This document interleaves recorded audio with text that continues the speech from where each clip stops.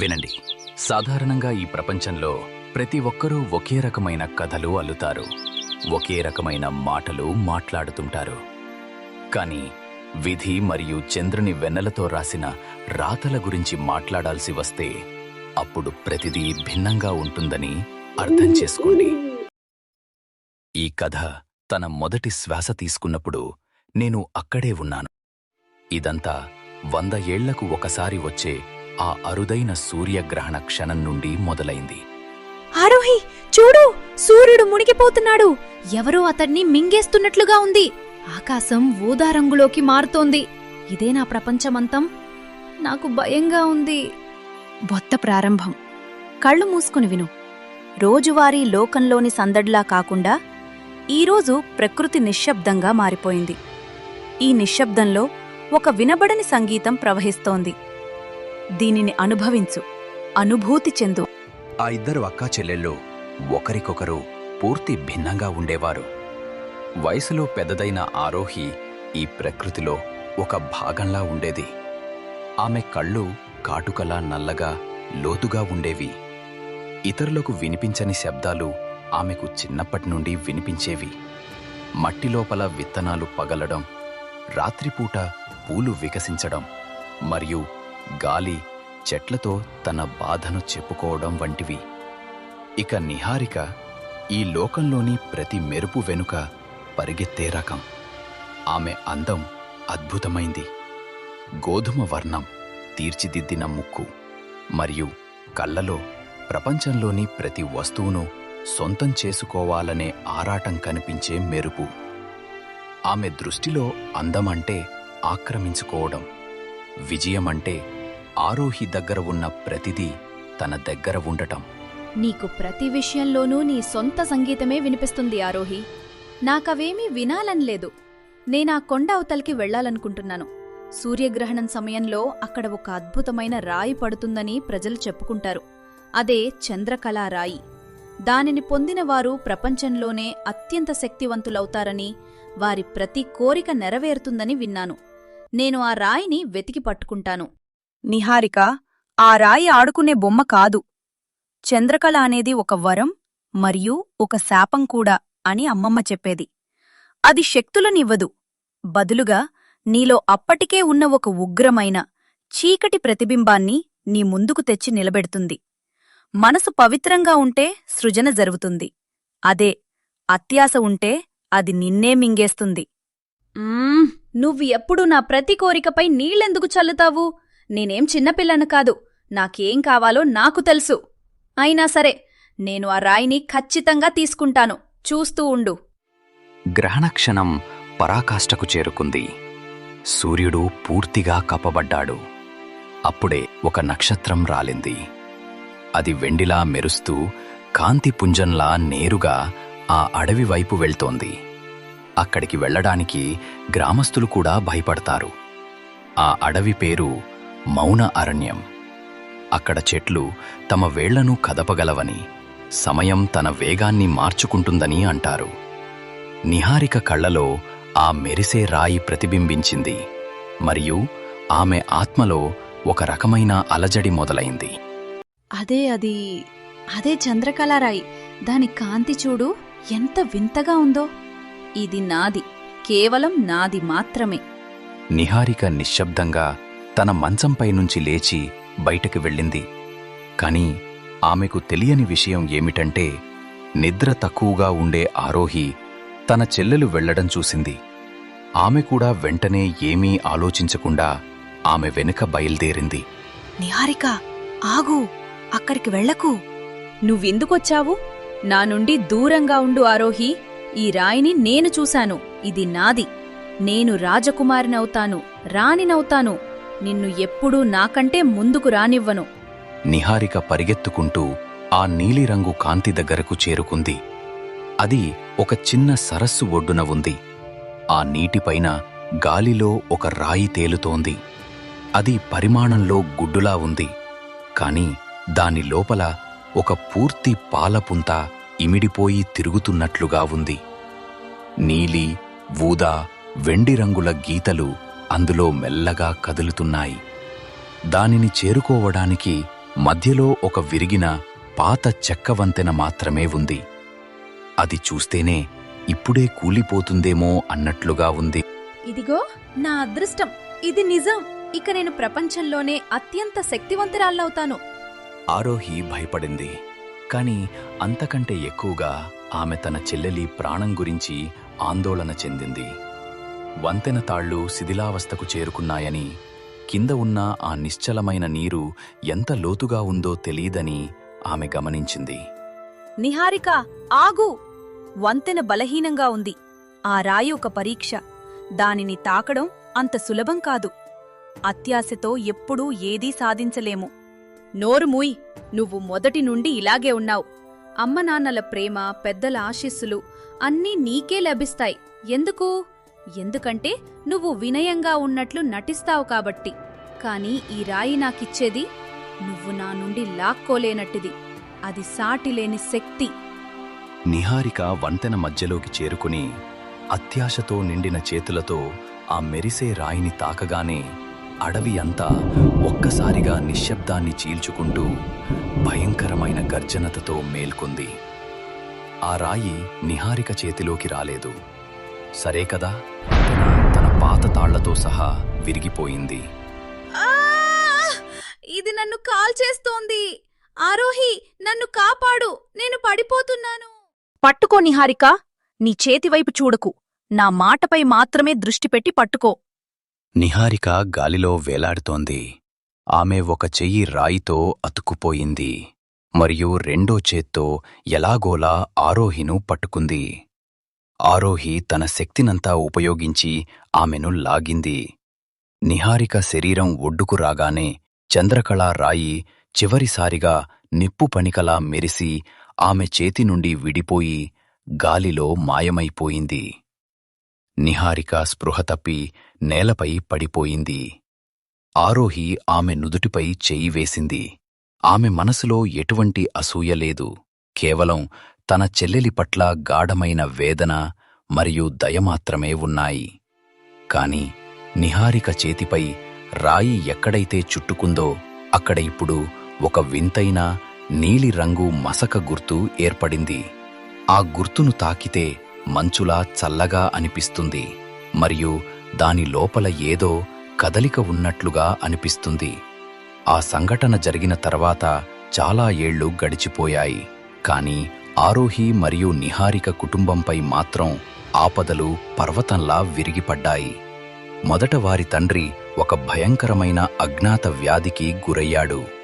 ఒకరోజు ఆయన అందరినీ వదిలి వెళ్ళిపోయాడు. తల్లి ఆ బాధను భరించలేక కొన్ని నెలల్లోనే తన భర్త దగ్గరకు చేరుకుంది. ఆ ఇద్దరు అక్కాచెల్లెళ్ళు ప్రపంచంలో ఒంటరివారైపోయారు. కుటుంబ ఆస్తి, ఇల్లు అప్పుల పాలయ్యాయి. చివరగా గ్రామంలోని అత్యంత ధనవంతుడు మరియు క్రూరుడైన వడ్డీ వ్యాపారి భైరవ్ సింగ్ వారిపై కత్తిలా వేలాడటం మొదలుపెట్టాడు. ఆరోహే, నిహారిక, ఎంతకాలం తలుపులు మూసుకుని కూర్చుంటారు? సమయం వచ్చింది.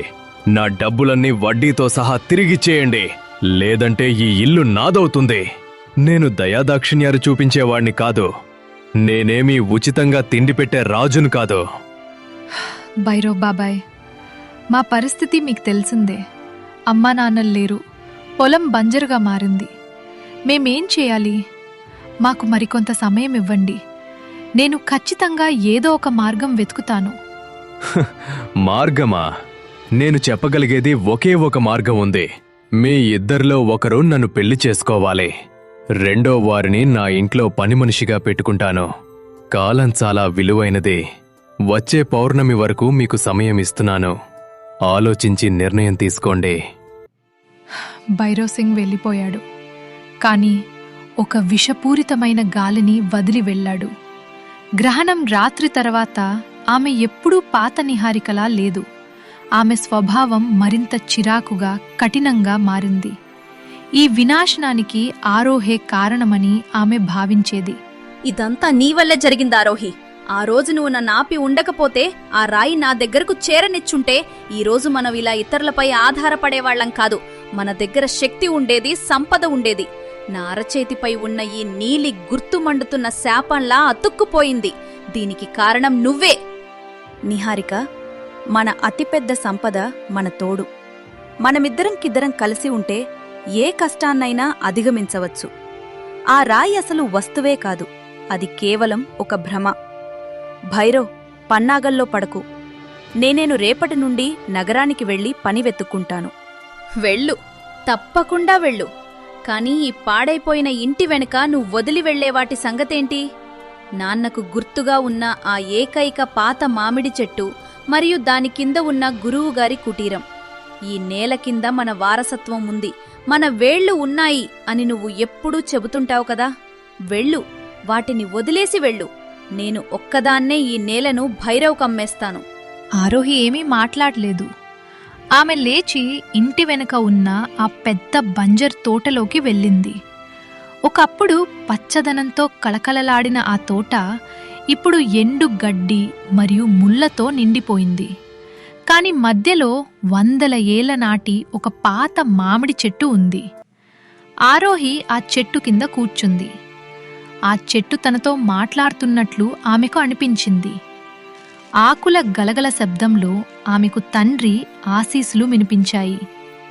ఆమె కళ్ళ నుండి కన్నీళ్లు కారి ఆ వ్యాపించి ఉన్న వేళ్లపై పడ్డాయి. అదే సమయంలో ఒక వృద్ధ సాధువు ఆకృతి ప్రత్యక్షమైంది. ఆయన సామాన్య సాధువు కాదు. ఆయన గోయన గడ్డం వెండిలా తెల్లగా ఉంది. 100 ఏళ్ల క్రితం ఇదే చోట ఆయన సాధన చేసేవారు. ఆయన ఆత్మ అదే చెట్టులో బందీ అయి ఉంది. ఆరోహి యొక్క నిష్కల్మషమైన కన్నీళ్లు ఆయనను నిద్రలేపాయి. నీ కన్నీళ్లు వృధా కావు. నీకు అత్యంత విలువైన వారసత్వంగా అనిపించేది నిజంగా అమూల్యమైనది. విను, మీ తండ్రి మీకోసం ఒక నిధిని వదిలి వెళ్ళారు. కాని అది బంగారం, వెండి లేదా ధనరూపంలో ఉన్నది కాదు. అది మరేదో. మీరెవరు బాబా? అసలు ఈ నిధి ఏమిటి? నినా చెల్లెలి ఆకలి తీరి మా నాన్న జ్ఞాపకమైన ఈ ఇల్లు మా దగ్గరే మిగిలితే చాలు. నాకంతకంటే ఏమీ వద్దు. నేను అమోఘ్ను. ఈ నేల కింద స్ఫటిక విత్తనాలు దాగి ఉన్నాయి.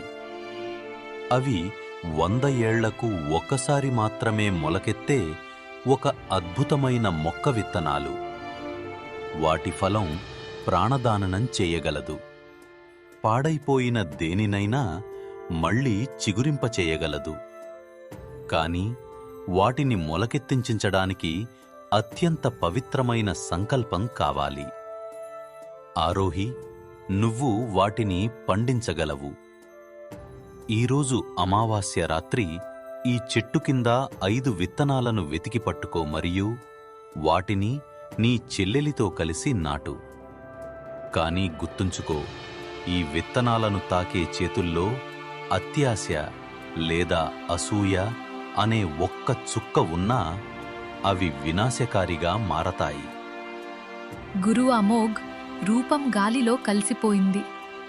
ఆరోహి వెంటనే తన చేతులతో ఆ చెట్టు వేరు దగ్గర మట్టిని తవ్వటం మొదలుపెట్టింది.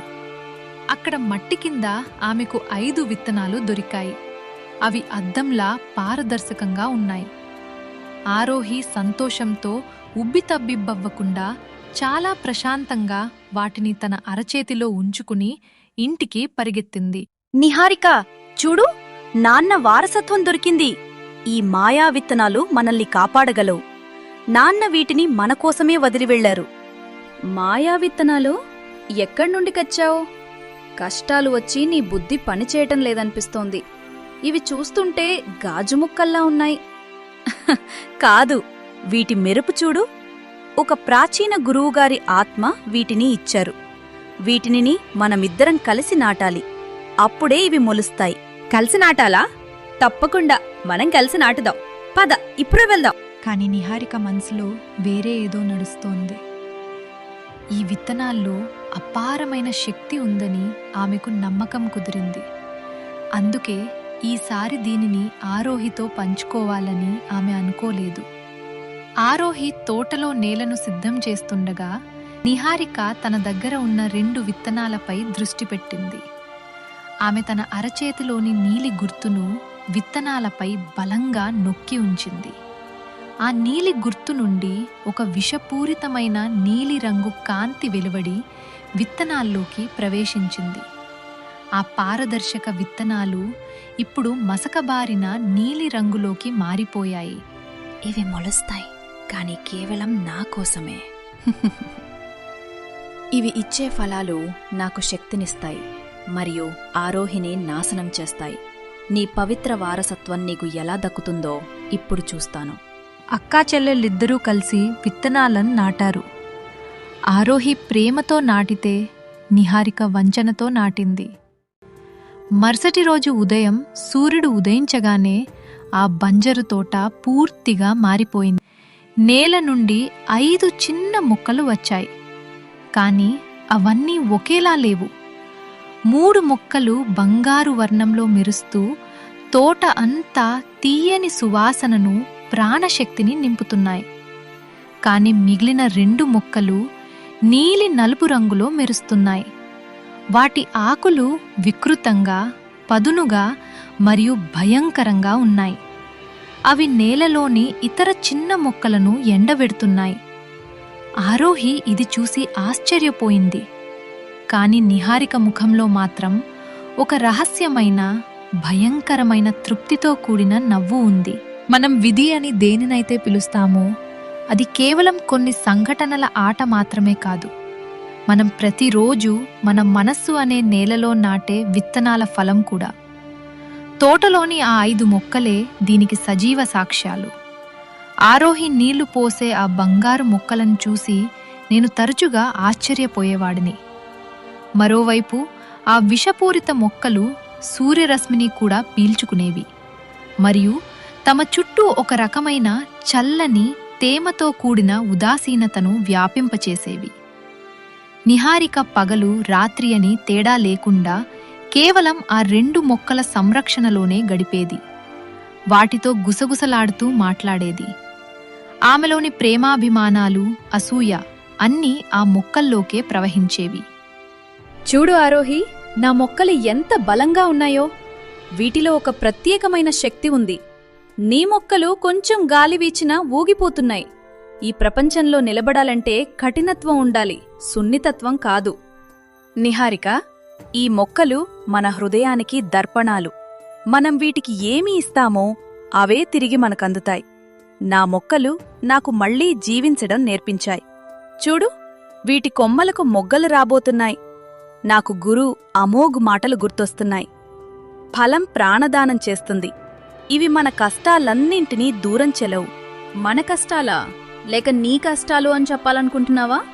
నా మొక్క ఇచ్చే ఫలం నీ మొక్క ఇచ్చే ఫలం కంటే ఎంతో గొప్పగా ఉంటుంది. చూస్తూ ఉండు. పౌర్ణమి దగ్గర పడుతున్న కొద్దీ మొక్కల ఎదుగుదల పరాకాష్ఠకు చేరుకుంది.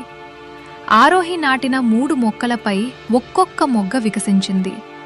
ఆ పూల సువాసనతో చుట్టుపక్కల మట్టి కూడా సారవంతంగా మారి ఆ బంజరు తోట మళ్లీ పచ్చగా తయారైంది. అదే సమయంలో నిహారిక నాటిన 2 మొక్కలపై నీలి మరియు ఊదారంగు పూలు వికసించాయి. అవి చూడటానికి చాలా అందంగా, కళ్ళు మిరుమిట్లు గొలిపేలా ఉన్నాయి. కాని వాటి సువాసన తీయగా ఉన్నప్పటికీ అది ఒక రకమైన మత్తును మరియు మైకాన్ని కలిగిస్తోంది. వాటి చుట్టూ తిరిగే సీతాకోక చిలుకలు కొద్దిసేపటికే స్పృహ తప్పి కింద పడిపోయేవి. నిహారిక, నీ పూల ప్రభావం చూడు. ఇవి ప్రాణాలను తీస్తున్నాయి, ఇవ్వడం లేదు. వీటి విషయంలో జాగ్రత్తగా ఉండాలి. తప్పుడు ఉద్దేశాలతో పెంచినవి వినాశకరంగా మారుతాయని గురు అమోఘ్ హెచ్చరించారు. ఇవి బలహీనమైనవి, అందుకే చనిపోయాయి. నా పూల సువాసనను కేవలం శక్తివంతులు మాత్రమే తట్టుకోగలరు. ఈ పూలే నా భవిష్యత్తును నిర్ణయిస్తాయి. అన్నట్టు ఆరోహి, నీ పుష్పాలకు కాసే ఫలాలు కూడా నాకే కావాలి. అంటే ఏమిటి? విషయం సూటిగానే ఉంది. నీ ఫలాల వల్ల వచ్చే ప్రతి లాభం నాకే దక్కాలి. నువ్వు నా పెద్దక్కవు. నీ బాధ్యత ఏంటంటే నీ దగ్గరున్నదంతా నాకే ఇవ్వడం. భైరోసింగ్కు డబ్బులు కట్టలేకపోయావు కదా, కనీసం ఈ ఫలాలనైనా ఇవ్వు. పౌర్ణమి కంటే ముందే ఈ ఫలాలను కోస్తే అవి నీకు పనికిరావు. పౌర్ణమికింకా 3 రోజులు మాత్రమే సమయం ఉంది. ఆరోహి మనసులో ఒక వింతైన బాధ కలిగింది. గ్రహణం రాత్రి నిహారిక ఆత్మలోకి ప్రవేశించిన ఆ విషం ఇప్పుడు పూర్తిగా నిండిపోయిందని ఆమెకు అర్థమైంది. ఆ రాత్రి నిహారిక నిద్రపోతున్నప్పుడు ఆరోహి తన బంగారు మొక్కల దగ్గర కూర్చుని తన బాధను చెప్పుకుంది. అదే సమయంలో నిహారిక నీలి మొక్కలకు కూడా ఫలాలు వచ్చాయి. అవి చూడటానికి ఆకర్షణీయంగా ఉన్నా ముళ్లతో నిండి పొగలలు కక్కుతున్నట్లుగా ఉన్నాయి. నా ప్రియమైన ఫలాలారా, మీరు ఎంత వింతగా ఉన్నారో. ఆరోహి, చూడు, నీ ఫలాల కంటే నావి ఎంత ప్రభావవంతంగా ఉన్నాయో చూసావా? అవును, నా ఫలాలు చూడ్డానికి సామాన్యంగానే ఉండవచ్చు, కాని వాటి లోపల కాంతి నిండి ఉంది. నేను మళ్ళీ చెబుతున్నాను, ఈ విషపూరితమైన మొక్కల ఫలాలను కోయికు, వాటిని నాశనం చేసేయ్. ఇప్పటికీ మించిపోయింది లేదు. నా జీవితాంతం నీ నీతులు వింటూనే ఉన్నాను. ఇక చాలు. నా ఫలాలను నేను కోసుకుంటాను, నీ ఫలాలను కూడా కోస్తాను. ఇది నా హక్కు. పౌర్ణమి రోజున భైరవ్ సింగ్ తన అనుచరులతో కలిసి వచ్చాడు. అతడి ముఖంలో అసహ్యకరమైన నవ్వు ఉంది. ఇదా నీ మాయ అంటే? ఈ గ్రామంలో మీరు ఏదో అద్భుతమైన తోటను పెంచుతున్నారని విన్నాను. ఈ తోట, ఈ భూమి ఇక నావి. మీరు కూడా రావాలి. మీ నిర్ణయం ఏంటి? భైరవ్ సింగ్, మేం పేదవాళ్లం కావచ్చు, కానీ మా దగ్గర మీరు ఎప్పుడూ చూడని ఒక నిధి ఉంది. ఈ ఫలాన్ని చూడండి. ఈ ఫలాన్ని తిన్నవారు సాటిలేని శక్తివంతులవుతారు. నిహారిక, వద్దు! అవి విషపూరితమైనవి, వారికివ్వకు. నోరుమూయి. ఈ ఫలం అందరికోసం కాదు, ఇది మీలాంటి శక్తివంతుల కోసం మాత్రమే. తీసుకోండి, దీని రసాన్ని తాగండి. నువ్వు చెప్పేది నిజమైతే నా మనసు గెలుచుకున్నట్లే. ఇవ్వు, తాగనివ్వు. నిహారిక ఆ నీలిరంగు ముళ్ళ ఫలాన్ని కోసింది. ఆమె ఆ ఫలాన్ని పిండి దాని రసాన్ని ఒక గిన్నెలోకి తీసి భైరవ్ సింగ్కు ఇచ్చింది. భైరవ్ సింగ్ అత్యాశతో ఆ రసాన్ని తాగేశాడు. ఒక్క క్షణం ఏమీ జరగలేదు, కాని మరుక్షణమే భైరవ్ సింగ్ తన గొంతు పట్టుకుని నేలపై పడిపోయాడు. నీళ్ళు, మంట, ఇది విషం. నువ్వు నన్ను చంపేశావు. భైరవ్ సింగ్ మనుషులు భయంతో పారిపోయారు. భైరవ్ సింగ్ అక్కడికక్కడే మరణించాడు. నిహారిక కనికరం లేకుండా అతని శవాన్ని చూసి పిచ్చిగా నవ్వసాగింది. ఆరోహి ఇది చూసి హడలిపోయింది. నిహారిక అకస్మాత్తుగా ఆరోహి పెంచిన బంగారు మొక్కల వైపు తిరిగి వాటిని పీకేయడానికి పరిగెత్తింది. ఇకపై నా నియమాలే నడుస్తాయి. ఇదంతా నాదే. ఆరోహి తన 3 బంగారు ఫలాలను కోసి దాచుకుంది. నిహారిక తన 2వ ఫలాన్ని కోసి తన చేతిపై ఉన్న నీలి గుర్తుపై రుద్దుకుంది. ఆరోహి ఈ దృశ్యాన్ని చూడలేక తన ఫలాలను తీసుకుని ఇంటి నుండి పారిపోయింది. నిహారిక ఇప్పుడు కేవలం తన చెల్లెలు మాత్రమే కాదని, ఆమె ఒక వినాశకరమైన శక్తిగా మారిందని ఆరోహికి అర్థమైంది. ఆమెను ఆపడం ఎంతో అవసరమని తెలుసుకుంది. భయం ముందు 2 మార్గాలు ఉంటాయి. 1 దానికి తల వంచడం, 2 దానిని ఎదుర్కొనే డాలుగా మార్చుకోవడం. ఆరోహి 2వ మార్గాన్ని ఎంచుకుంది. తన కొంగులో ఉన్న 3 ప్రాణదాత స్ఫటిక ఫలాలను తీసుకుని వెనుదిరిగి చూడకుండా పగలు రాత్రి ప్రయాణించింది. పశ్చిమ దిశలో 7 కొండల అవతల ఒక రాజ్యం ఉందని, అక్కడ రాణి మృణాలిని స్వయంగా ఒక గొప్ప సాధ్వి అని, ఆమె వద్ద ఛాయా దర్పణం, నీడ అద్దం అనే ఒక మాయా అద్దం ఉందని ఆరోహి విన్నది. ఆ అద్దం ఏదైనా వస్తువు లేదా వ్యక్తి యొక్క అసలు స్వరూపాన్ని చూపిస్తుంది.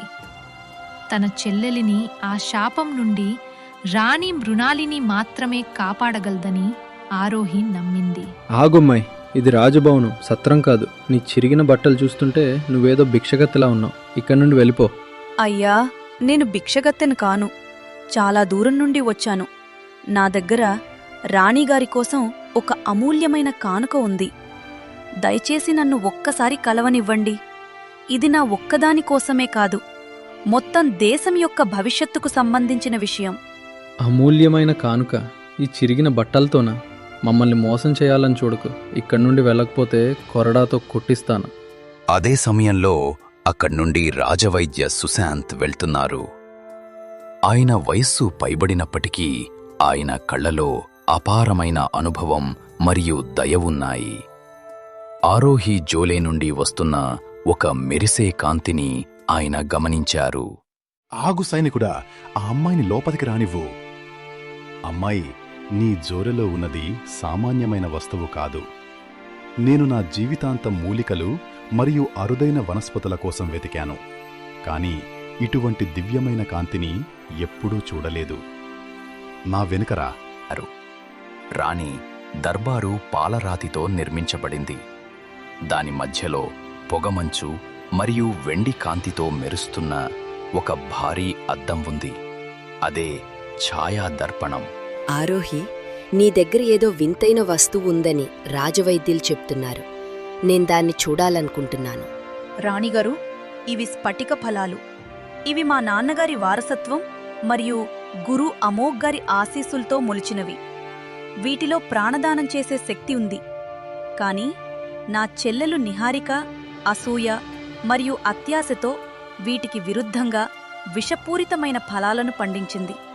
ఆమె ఒక మనిషిని చంపేసింది. ఇప్పుడు ఆమె ఒక భయంకరమైన శక్తిగా మారిపోయింది. ఇవి నిజంగా అద్భుతమైనవి. కానీ ఇవి కేవలం ఫలాలు మాత్రమే కాదు, ఇదొక పరీక్ష. నీ చెల్లెలు ఆ పరీక్షలో ఓడిపోయింది. ఛాయాదర్పణంలో మనమంతా అసలు నిజాన్ని చూడవచ్చు. వీటిని అద్దం ముందు ఉంచు. ఆరోహి ఆ 3 ఫలాలను అద్దం ముందు ఉంచగానే అందులో ఆ బంజరు తోట, పాత మామిడి చెట్టు మరియు గురు అమోఘ్ ఆత్మ కనిపించాయి. ఆ తర్వాత నిహారిక ఆ నీలిరంగు విషపు మొక్కల మధ్య కూర్చుని ఉండటం కనిపించింది. ఆమె పూర్తిగా మారిపోయింది. ఆమె కళ్ళు నీలిరంగులో మెరుస్తున్నాయి. ఆమె ఆ విషపు మొక్కల వేళ్లను నిమురుతూ ఏదో పెంపుడు జంతువులా చూస్తోంది. ఆమె చుట్టూ ఉన్న వాతావరణమంతా మృత్యువులా నిశ్శబ్దంగా ఉంది. ఇది చాలా ఘోరం. నీ చెల్లెలు నీలిగ్రహణం యొక్క శక్తిని తనలోకి తీసుకుంది. ఆ శక్తి ఆమె హృదయంలో ఉన్న అసూయను, అత్యాశను తిని ఇంకా పెరుగుతోంది. ఇక ఆమె ఆగదు. ఈ 3 స్ఫటిక ఫలాల కోసం ఆమె ఏదైనా చేస్తుంది. ఎందుకంటే వీటిని తింటేనే ఆమె ఆ శాపం నుండి విముక్తి పొందగలదు, లేదా ఇంకా శక్తివంతురాలిగా మారగలదు. రాణిగారు, నేనామెను రక్షించాలనుకుంటున్నాను, చంపాలని కాదు. ఆమె నా చెల్లెలు. ఆమెలో నిండిన విషాన్ని బయటికు తీసే మార్గం ఏదైనా చెప్పండి. అందుకే నేను ఈ ఫలాలను కాపాడుకుంటూ వచ్చాను. ఇవే ఆమె విముక్తికి మార్గమని నాకు తెలుసు. ఆరోహి, నీ ప్రేమ నిజమైంది. దీనికి ఒకే ఒక ఉపాయం ఉంది. నువ్వు ఆమె ముందుకు వెళ్ళాలి. ఛాయాదర్పణ శక్తితో నేను నిన్నక్కడికి పంపగలను, కాని ఒక షరతు. నువ్వు ఆమెకు ఈ 3 ఫలాల్లో ఒకదానిని తినిపించాలి. పొరపాటున ఆమె నీ దగ్గర నుండి ఈ బంగారు ఫలాలను లాక్కుని 3ంటినీ తినేస్తే ఆమె శక్తి 7 రెట్లు పెరుగుతుంది. అప్పుడు ఈ ప్రపంచంలో ఏ శక్తి ఆమెను ఆపలేదు. ఆమె నిజస్వరూపాన్ని చూపడానికి ఈ అద్దం యొక్క చిన్న ముక్కను నీ దగ్గర ఉంచుకో. రాణి మృణాలిని ఒక చిన్న అద్దం ముక్క ఆరోహికి ఇచ్చింది. రాజవైద్యుడు కొన్ని రక్షణ ముమూలికలను ఇచ్చారు. రాణి ఒక మంత్రాన్ని పఠించింది. ఒక్కసారిగా ఆ గది అంతా గాలితో నిండిపోయి ఆరోహి అక్కడ మాయమైపోయింది. ఆమె కళ్ళు తెరిచేసరికి తన స్వగ్రామం వెలుపల మౌన అరణ్యం ఒడ్డున ఉంది. ఆరోహి తన తోటవైపు పరిగెత్తింది. ఓహో, వచ్చావా ఆరోహి? నువ్వు తిరిగి వస్తావని నాకు తెలుసు. ఈ చనిపోయిన నేలను, పాడుబడిన ఇంటిని వదిలి నువ్వు ఎక్కడికి వెళ్ళగలవు? చూడు, నీ హక్కును కూడా నా దగ్గరకు తీసుకువచ్చావు. ఆ 3 ఫలాలను నాకిచ్చేయి, అవి నావి. నిహారిక, ఇదంతా నువ్వు చేస్తున్నది కాదు. నీ మనసులోని అసూయ, అత్యాశ ఆ గ్రహణం నాటి విషంతో కలిసి నిన్నిలా మార్చేశాయి. నేను నిన్ను రక్షించడానికి వచ్చాను. నీకోసం ఈ ఫలాన్ని తెచ్చాను. ఇది తిను. రక్షించడానికా? నువ్వే నా జీవితాన్ని నాశనం చేశావు. ఎప్పుడూ నాకంటే గొప్పదానివి కావాలని చూశావు. కాని ఇప్పుడు నేను శక్తివంతురాలిని. ఆ ఫలాలు నాకిచ్చేయి, లేదంటే ఈ తీగలు నిన్ను నలిపేసి నీ రక్తాన్ని తావుతాయి. ఆమె నిహారిక మాటలకు సమాధానం ఇవ్వకుండా మెల్లగా అద్దం ముక్కను తీసి నిహారిక వైపు చూపింది. అద్దం ప్రతిబింబం నిహారికపై పడగానే ఆమె గట్టిగా కేకలు వేసింది. ఏంటిది? దీనిని పక్కకు తీ, నాకు చూపించకు. ఆ చిన్న అద్దంలో నిహారికకు తన అసలు స్వరూపం కనిపిస్తోంది. ఆమె తనను తాను ఎలా అనుకుంటోందో అలా కాకుండా ఒక భయంకరమైన, విషపూరితమైన ఆత్మలా కనిపిస్తోస్తోంది. ఆమె చుట్టూ చీకటి, వేదన తప్ప మరేమీ లేదు. ఆ నిజం ఆమె కళ్లను బాధిస్తోంది. చూడు నిహారిక, నిన్ను నువ్వు చూసుకో. ఇది కేవలం ఒక ప్రతిబింబం మాత్రమే కాదు, నీ ప్రస్తుత స్థితి. ఇది నీకు కావాలా? నిహారిక, నువ్వు నీ అత్యాశను వదలకపోతే త్వరలోనే నీ ఆత్మ కూడా ఇలాగే మారిపోతుంది. ఈ 3 ఫలాలను చూడు. ఇవి ఒకేలా కనిపిస్తున్నాయి కదా, కాని వీటిలో ఒకటి మాత్రమే అసలైన స్ఫటిక ఫలం. మిగతా 2 నేను అడవిలోని విషపు మొక్కల నుండి సేకరించినవి. నేను సరైన ఫలాన్ని తింటే బ్రతుకుతాను, ఆ విషపు తీగలు నశిస్తాయి. ఒకవేళ నేను తప్పుడు ఫలాన్ని తింటే నేను చనిపోతాను. అప్పుడు నా శరీరం నుండి మిగిలిన ఫలాలను నువ్వు తీసుకోవచ్చు. కాని విను, నా సోదరి కోసం నేను ప్రాణాలివ్వడానికైనా సిద్ధమే. నువ్వు ఇలా ఎందుకు చేస్తావు? ఎందుకంటే నేను నిన్ను ప్రేమిస్తున్నాను నిహారిక. ప్రేమ అంటే బంధించడం కాదు, బలిదానం చేయడం. చూడు, నేను తింటున్నాను. ఆరోహి ఎటువంటి సంకోచం లేకుండా 3 ఫలాల్లో ఒక బంగారు ఫలాన్ని తీసి నోట్లో వేసుకుంది. ఇది చూసిన నిహారికలో ఒక్కసారిగా పాత జ్ఞాపకాలు మెదిలాయి. చిన్నప్పుడు ఆరోహి తన ఆకలిని చంపుకుని తన వాటా అన్నాన్ని నిహారికకు ఇవ్వడం, చలిలో తన కప్పుకున్న దుప్పటిని నిహారికకు కప్పడం వంటివి ఆమెకు గుర్తొచ్చాయి. నిహారిక కళ్ల నుండి ఏళ్ల తరబడి ఎండిపోయిన కన్నీళ్లు ధారగా కారడం మొదలయ్యాయి. వద్దు ఆరోహి, తినకు. అది విషమైతే నువ్వు చనిపోతావు. నాకు ఈ శక్తులు వద్దు. నాకు కేవలం నా అక్క కావాలి. నేనెంచుకున్న ఫలం అత్యంత ప్రకాశవంతమైనది. నీ ప్రేమను చూశాక నా త్యాగం వృధా కాదని నాకు నమ్మకం కలిగింది. అప్పుడే ఒక అద్భుతం జరిగింది. ఆరోహి తాకగానే నిహారిక చేతిపై ఉన్న ఆ నీలిరంగు గుర్తు వేగంగా మెరుస్తూ నొప్పిని కలిగించింది. ఆరోహి తిన్నది అసలైన స్ఫటిక ఫలం కావడంతో ఆమె శరీరం నుండి ఒక దివ్యమైన బంగారు కాంతి వెలువడింది. ఆ కాంతి నిహారికలోని నీలి విషపు శక్తిని బయటికు లాగేసింది. ఆ విషపు జ్వాలలు గాలిలో కలిసిపోయాయి. తోటలోని నేల మళ్లీ సారవంతంగా మారి పాత మామిడి చెట్టుకు కొత్త చిగుళ్ళు వచ్చాయి. నిహారిక స్పృహ తప్పి నేలపై పడిపోయింది. నిహారిక, మేలుకో చెల్లెమ్మా. అంతా సర్దుకుంది. ఇక ఏ శాపమూ లేదు, ఏ విషమూ లేదు. నిహారిక మెల్లగా కళ్ళు తెరిచింది. ఆమె కళ్లలో మునుపటిలా స్వచ్ఛంగా ఉన్నాయి. ఆమె మనసులోని అహంకారం, అసూయ స్థానంలో ఇప్పుడు పశ్చాత్తాపం, వినయం వచ్చాయి. ఆమె చేతిపై ఉన్న ఆ నీలి గుర్తు పూర్తిగా మాయమైపోయింది. అక్క, నన్ను క్షమించు. నేను నీకు చాలా అన్యాయం చేశాను. ఆ రాత్రి విత్తనాల విషయంలో నేను నిన్ను మోసం చేశాను. అదే సమయంలో గాలిలో ఒక మధురమైన ధ్వని వినిపించింది. మరియు గురు అమోఘు ఆత్మ ప్రత్యక్షమైంది. ఆయనతో పాటు మరో తేజోవంతురాలైన ఆత్మ ఉంది, రాణి మృణాళిని ఛాయ. వారిద్దరూ ఇద్దరు సోదరీమణులను ఆశీర్వదించారు. ఆరోహి, నువ్వు ప్రేమ మరియు త్యాగానికి నిదర్శనంగా నిలిచావు. ఇది యుగాల వరకు గుర్తుండిపోతుంది. ఇక నిహారిక, నువ్వు నీ అహంకారాన్ని వీడి నేడు చేసిన నిజమైన పశ్చాత్తాపం నిన్ను పాప విముక్తురాలిని చేసింది. ఆరోహి, నీ తెలివితేటలకు మరియు ధైర్యానికి నా రాజ్యం ఎల్లప్పుడూ రుణపడి ఉంటుంది. అసలైన వారసత్వం అంటే భూమి లేదా అధికారం కాదు, నిష్కల్మషమైన హృదయం అని నువ్వు నిరూపించావు. మిగిలి ఉన్న ఆ 2 స్ఫటిక ఫలాలు నీ సొంతం. వాటిని నీ గ్రామ శ్రేయస్సు కోసం ఉపయోగించు. ఆరోహి ఆ మిగిలిన 2 స్ఫటిక ఫలాలను తీసుకుని తన గ్రామంలోని బీడు భూమిలో నాటింది. ఆ భూమి నుండి మళ్లీ అవే బంగారు మొక్కలు మొలిచాయి. ఈసారి అవి గ్రామం మొత్తం భూమిని పచ్చదనంతో సారవంతంగా మార్చేశాయి.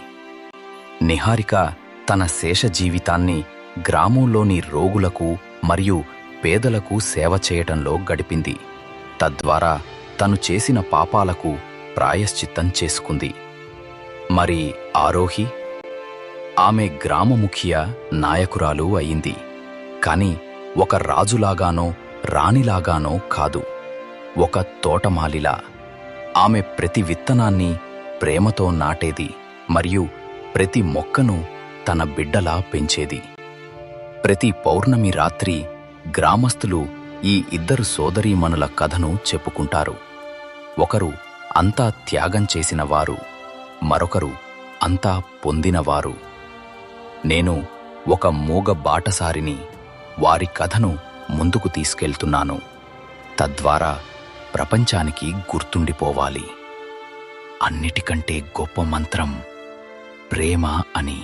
మా కథను పూర్తిగా చూసినందుకు ధన్యవాదాలు. మీకు మా కథ నచ్చినట్లయితే దయచేసి లైక్ చేసి సబ్స్క్రైబ్ చేయండి. మీ అభిప్రాయాలను కామెంట్ బాక్స్లో పంచుకోండి. ధన్యవాదాలు.